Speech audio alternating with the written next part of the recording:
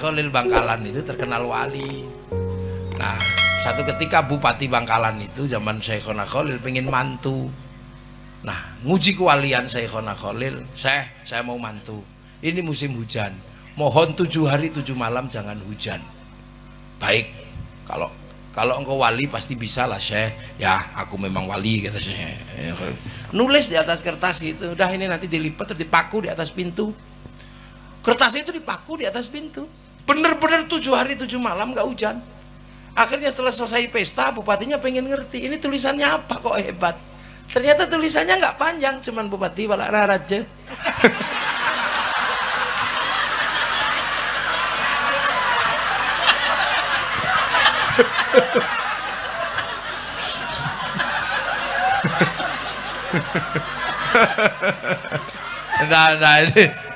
Nah, itu yang cerita, itu ceritanya Gus Dur. Kata Gus Dur cerita itu dari Kiai As'ad Samsul Arifin. Saya dapatnya dari Pak Dur. Lah itu makanya ada jalur memahami agama yang luar biasa. Jalurnya siapa? Jalur Nahdlatul Ulama. Maka beruntung sampean mendapatkan pembelajaran Islam ala Nahdlatul Ulama. Kenapa beruntung? Karena hanya NU yang mengajarkan Islam sesuai dengan pangkat Islam rahmatan lil alamin. NU tul. NU kenapa mengajarkan cara yang rahmatan lil alamin? Ya NU sadar betul bahwa yang menerima estafeta kenabian terakhir itu Nabi Muhammad. Dan tidak semua orang bisa ketemu Nabi Muhammad. Yang bisa ketemu langsung dengan Nabi Muhammad, inilah orang yang paling beruntung. Orang mana? Orang Arab. Tahun 600. Makanya orang-orang yang pertama ketemu Rasul namanya sahabat. Dan sahabat namanya Abu Bakar, Umar, Utsman, Ali, Tolha. Nggak ada sahabat kok namanya Joni, nggak ada. Lah ya. Jadi estafeta agama ini terakhir kali oleh Rasulullah. Dan yang ketemu Rasulullah untuk mendapatkan pembelajaran keimanan ini orang Arab. Orang Arab, ya cuman orang Arab itu jumlahnya yang nggak sampai ratusan ribu, ya paling ribuan itu aja. Jadi ini harus dipahami. Jadi kita ini laqad khalaqnal insana fi ahsani taqwim. Ahsani taqwim kita Indonesia. Tsumma radatnahu asfala safilin illal ladzina amanu, kecuali orang beriman. Lah kita ini untuk mendapatkan iman jalurnya luar biasa rumit karena kita orang Bondowoso. Kalau orang Arab mendapatkan iman mudah karena dekat dengan Rasulullah. Lah kita ini jauh untuk mendapatkan iman itu caranya mulek kok menggok. Ya kita tidak ketemu Rasulullah, kita ketemu para ulama. Kita ini santri-santri Bondowoso, ini santri-santrinya Kiai As'ad di Positu Ponto, ada Kiai di sini, Kiai Asyari, macam-macam ini. Lah kalau diurut misalnya kalau yang nyantri dari sana, dari Kiai As'ad. Kiai As'ad ini juga murid Kiai Khalil, juga murid Kiai Hashim. Misalnya santri Genggong ini juga dari Kiai Khalil semuanya. Karena dulu imamnya para ulama itu Syekhona Khalil, tapi Syekhona Khalil punya murid terbaik yang apal kutubus sittah, makanya bergelar Hadratus Syekh Hashim Asy'ari, apal Sahih Bukhari, Sahih Muslim, Sunat Abu Dawud, Nasai, Tirmidzi, Ibnu Majah. Maka jangan khawatir kalau kita pengikut NU dengan orang-orang yang punya hafal hadis 3, nggak usah khawatir. Apalagi cuma diolok-olok dengan satu hadis kullu bid'atin dolalah. Itu kan hadis yang bersifat umum kayak kunci Inggris. Membuka apapun kuncinya itu, nggak usah khawatir. Kita ini muridnya Kiai Hashim. Untuk mendapatkan iman kita sulitnya luar biasa. Kita butuh para ulama. Tanpa para ulama kita nggak bisa mengenal Allah. Kalau sahabat ketemu Allah, kita nggak ketemu. Bahkan murid sahabat yang namanya tabiin kita nggak ketemu. Murid tabiin yang namanya tabi'ut tabiin kita juga nggak ketemu. Muridnya tabi'ut tabiin yang namanya tabi'ut tabiin kita juga nggak ketemu. Kita ketemunya para ulama. Yang ulama ketemu Kiai Khalil, punya murid Kiai Hashim, yang akhirnya Kiai Hashim bikin Nahdlatul Ulama. Kenapa? Karena kita ini hanya pangkat muridnya ulama. Agar tidak lupa kita muridnya ulama, maka dibikinkan wadah Nahdlatul Ulama. Kalau muridnya Nabi, Nahdlatul Sahabah. Kalau muridnya sahabat, Nahdlatul Tabi'in. Nah, kita ini muridnya ulama. Kiai Hashim mengenal Islam, mengenal iman dari Kiai Asy'ari, terus Kiai Asy'ari dari Kiai Khalil, dari Kiai Khairan. Mbak Khairan mengerti iman, belajar Islam kepada Kiai Abdul Wahid Solotigo.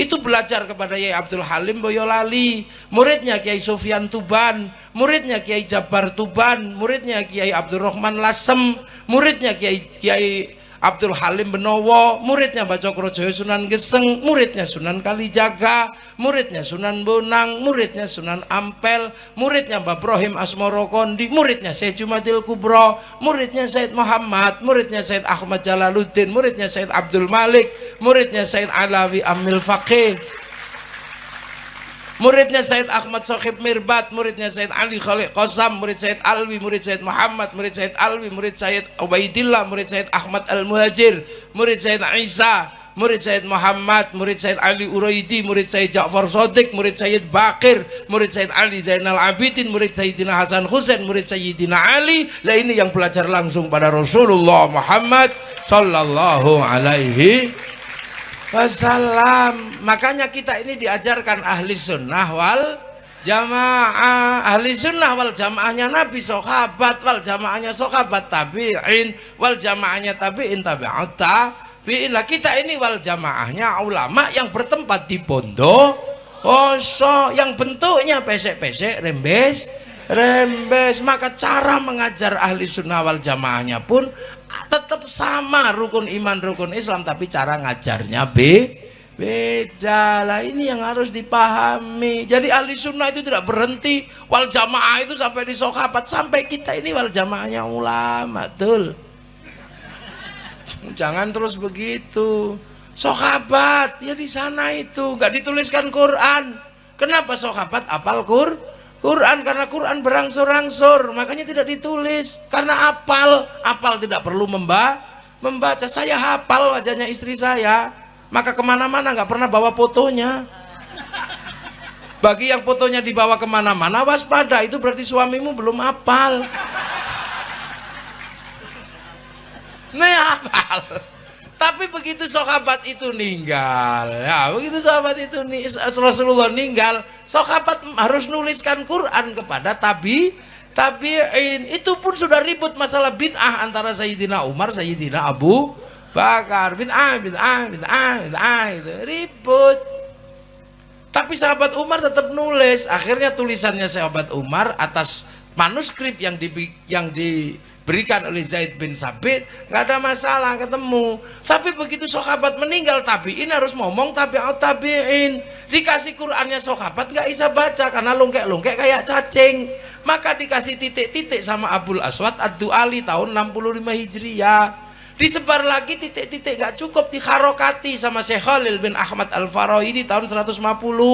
Disebar lagi, zamannya berubah, titik-titik harokat gak cukup. Akhirnya lidah yang baca beda orang Arab gak ada masalah, tapi orang Turki wadduha mustaqim, orang Spanyol wadduha, orang Padang lakenui, orang Sunda alladzina, orang Jawa alhamdulillah kamdu, ya hayu ya qayyum, yo kayuku yuka yumu, robbil alamin, robbil ngalamin. Orang Bali siratal ladina an'amta alaihim ghairil maghdubi alaihim waladdallin. Bali.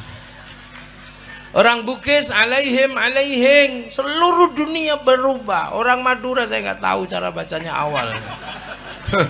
Maka dibikinkanlah ilmu baru namanya at-tajwid fi qiraatil Quran. Itu yang nulis namanya Abu Ubay Qasim bin Salam. Jadi nggak usah heran, ilmu itu bergerak, berubah tiap generasi berubah. Sahabat itu waktu pindah dari Makkah ketemu orang Madinah kaget, karena sebelumnya nggak pernah ketemu manusia yang berbeda. Sampai di Madinah ketemu sama orang Cina yang kumisnya kiri kanan, jenggotnya 12. Sahabat nanya, ya Rasul, ada orang kumisnya 12 kiri kanan terus jenggotnya 11, itu orang mana? Oh itu Cina. Utlubul ilma walau bisin. Maka sahabat Sa'ad bin Abi Waqqas melakukan perjalanan ke Cina untuk apa? Mencari tanah Tiongkok. Begitu setelah itu di Madinah sahabat ketemu orang aneh, kalau dagang nipu, belum dibeli sudah ada yang nawar katanya. Curhat ke Rasulullah, ada orang jahat di pasar ya Rasul. Oh biasanya Yahudi. Kalau kamu pengen lihat Yahudi cirinya 3, sudah tua tapi rambutnya hitam, giginya utuh, jenggotnya nggak ada. Kok bisa ya Rasul? Iya itu umatnya Nabi Musa. Dulu Nabi Musa waktu mau dicabut nyawanya sama malaikat Israel, malaikat Israelnya ditempiling. Boak itu kepalanya pecah. Lapor kepada Allah, ya Allah itu siapa mau tak cabut nyawanya kok saya ditempiling. Oh jangan macam-macam, itu Musa, jangankan kamu, aku aja pernah dikomplain sama dia. Ilmu muda habis apa ya Allah? Oh enggak, tak ada ilmu yang tak kasihkan Khidir, kamu carilah, dan dia gagal. Itu. Maka malaikat datang lagi, ya Musa, nyawamu sudah expired. Waktunya tak cabut. Jangan tempat cabut, ngomong dong. Temenku ngomong katanya rambut muda putih, jenggotmu semrawut, gigimu rontok. Oh kalau gitu cabutlah, cabut.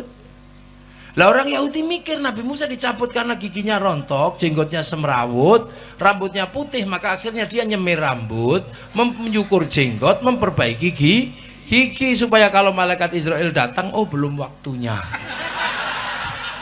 Maka semenjak itu sampai di zaman Rasulullah urusan lihyah itu untuk menyelisihi orang Yahudi. Makanya kiai-kiai nggak ada yang ribet, kalau mau jenggotan ya syukur, enggak ya nggak apa-apa.